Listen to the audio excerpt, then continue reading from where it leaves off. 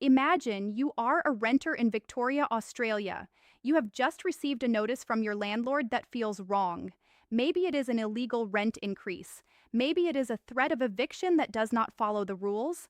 Maybe your property has mold creeping up the walls, and your landlord has ignored every single request to fix it. You are stressed, you are confused, and you do not know your rights well enough to fight back alone. But then you remember, the government told you there was help. They stood at a podium. They made announcements. They passed laws specifically designed to protect you. They told you that if you needed guidance, if you needed someone to explain your rights and help you navigate the system, there was a helpline, there was a lifeline. So you pick up the phone, you dial the number, and nobody answers. You try again, still nothing. You try a third time, a fourth time, across different days, different hours. And the silence on the other end of that line tells you everything you need to know about how much the government's promises were actually worth. This is not a hypothetical scenario. This is the lived reality for the majority of Victorian renters who have tried to access the support system that was supposed to back up the state's landmark rental reform legislation. The numbers that have emerged from investigations into the Victorian rental helpline are not just disappointing. They are a scandal. They represent a fundamental failure of governance, a broken promise to some of the most financially vulnerable people in one of the most expensive housing markets in the developed world. And the fact that this failure has not triggered the kind of political outrage it deserves says something deeply troubling about whose voices get heard in Australian politics and whose do not. To understand the full weight of what has happened here, you need to understand the context in which Victoria's rental reforms were introduced. Australia is in the grip of a rental crisis that has been building for years and has now reached a point of genuine social emergency. Rental vacancy rates in Melbourne and across regional Victoria have fallen to historic lows. Rents have surged at rates that are outpacing wage growth by a significant margin. The waiting lists for social housing are measured not in months but in years.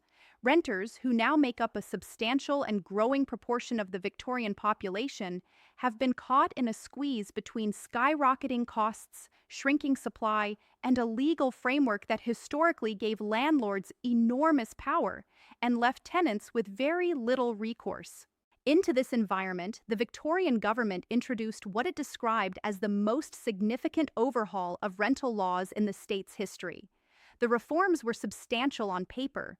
They included stronger protections against no-cause evictions, stricter standards for minimum rental property conditions, limits on how frequently rents could be increased, new rights for renters to make minor modifications to their homes, and a raft of other changes designed to shift the balance of power in the rental relationship toward tenants.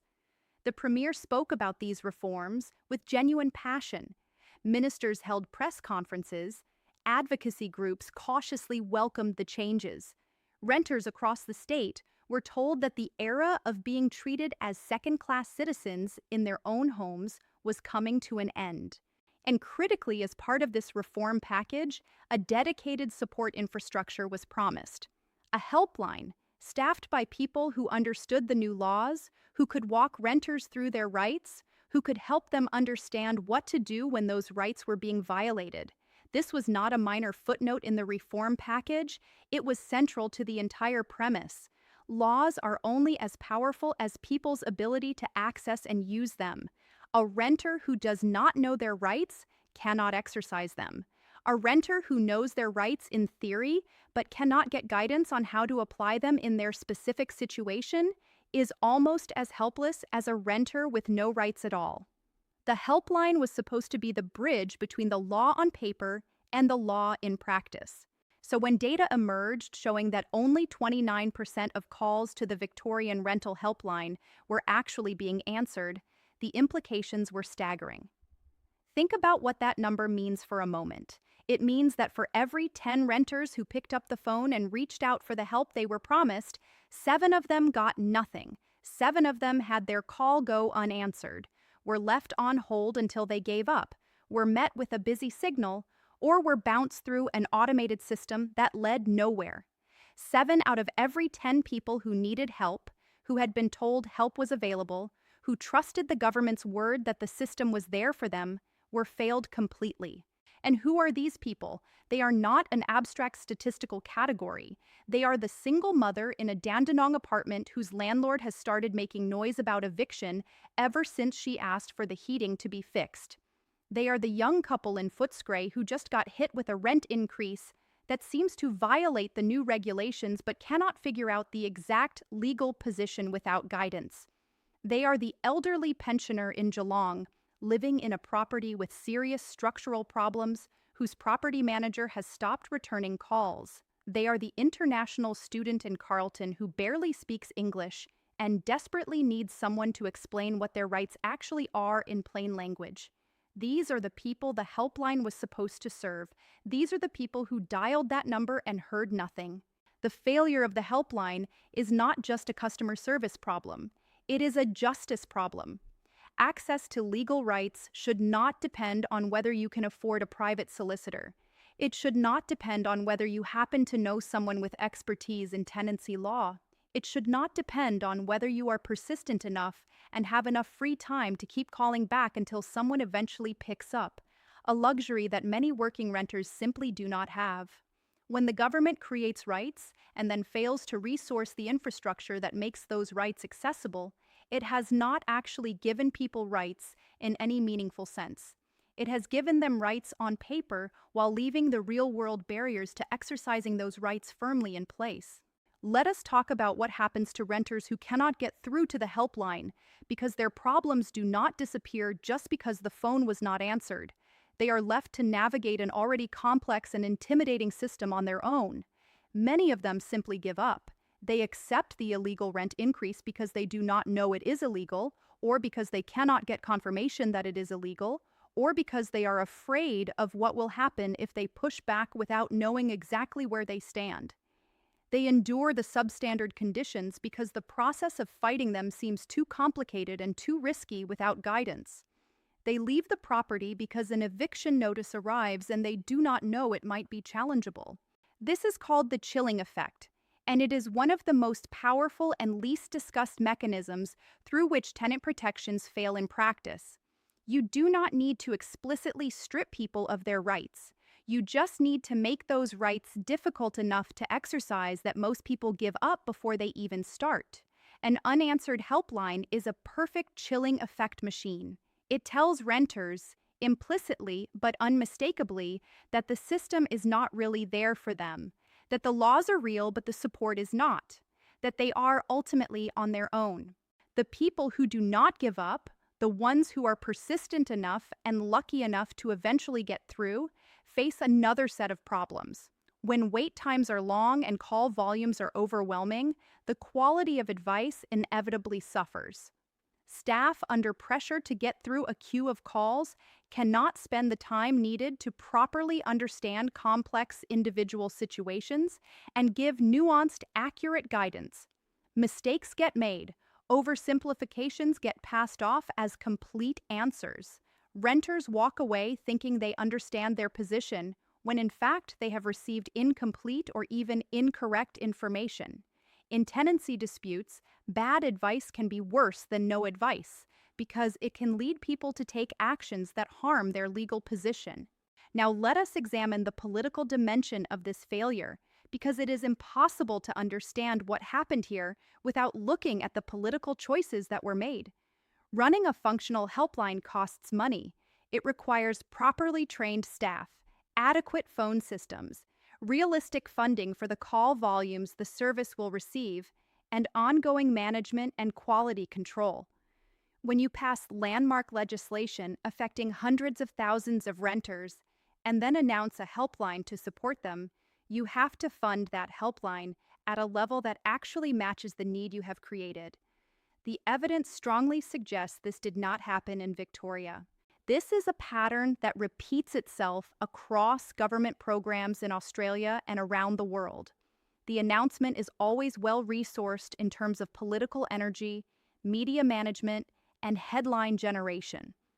the press conference gets the premier front and center, talking about fairness and protecting vulnerable Victorians. The implementation, the boring, unglamorous, expensive work of actually building the infrastructure to deliver on the promise, gets starved of resources. It is genuinely difficult to make a well-staffed call center sound exciting at a press conference. It is very easy to cut corners on operational funding when nobody is looking. But people are looking now, and what they are seeing is a government that made sweeping promises to renters, passed laws that looked good in press releases, and then quietly failed to build the support infrastructure that would have made those laws actually work for the people they were designed to help. The 29% answer rate is not an accident or an oversight. It is the result of choices about what to fund, what to prioritize, and ultimately, whose needs actually matter when the cameras are off and the hard work of governing begins. What makes this failure even more galling is the timing. Victoria is in the middle of a cost of living crisis. Renters are being stretched to their absolute financial limits. Every week brings new stories of families being forced out of their homes because rents have become unaffordable, of people living in cars and caravans and on friends' couches because they cannot find anything they can pay for. In this environment, a well-functioning rental support helpline would not just be nice to have. It would be genuinely life-changing for thousands of people. The gap between what was promised and what was delivered is not a minor administrative inconvenience. It is a gap measured in human suffering. Tenant advocacy organizations in Victoria have been raising the alarm about the helpline failure for some time now. They have been collecting stories from renters who could not get through, documenting the consequences of that failure, and pushing for accountability from the government. Their work is crucial, but it should not be necessary. The government should have monitoring systems in place that flag a 29% answer rate as an emergency requiring immediate intervention. The fact that this situation appears to have been allowed to persist suggests either a failure of oversight or, more disturbingly, a lack of genuine concern about whether the helpline was working. The real estate industry in Victoria, it should be noted, has never lacked for representation or access to government. Property investors and landlords have well-funded lobby groups, industry associations, and direct lines of communication to decision-makers. They have resources to access legal advice when they need it. They have professional property managers who understand the law and can navigate disputes on their behalf. The power imbalance between landlords and tenants in Victoria was not eliminated by the rental reforms. And when the support infrastructure designed to help tenants exercise their new rights fails to function, that power imbalance reasserts itself immediately. There is a deeply uncomfortable question that needs to be asked here. Did the government ever seriously intend for the helpline to function at the level that would actually shift power dynamics in the rental market? Or was the helpline, like so many government announcements before it, primarily a political tool? A way to say to renters at election time, "We did this for you, we passed the laws, we set up the helpline," without ever actually committing the resources and attention needed to make it work? It is a cynical question, but the evidence on the ground makes it a necessary one. For Victoria's renters, the path forward requires several things simultaneously. It requires immediate and substantial investment in the helpline infrastructure, not a patch, but a proper rebuild with staffing levels that actually match call volumes, training that is deep enough to ensure quality advice and performance standards that are genuinely enforced. It requires genuine accountability for how the current failure was allowed to develop and persist, including honest answers about how the helpline was funded and monitored. And it requires a broader reckoning with the gap between rental reform as a political exercise and rental reform as a genuine program of change. The advocacy organizations working on this issue deserve enormous credit. They have refused to let this failure disappear into the background noise of politics. They have kept the pressure on, kept the evidence visible, and kept making the case that renters deserve better.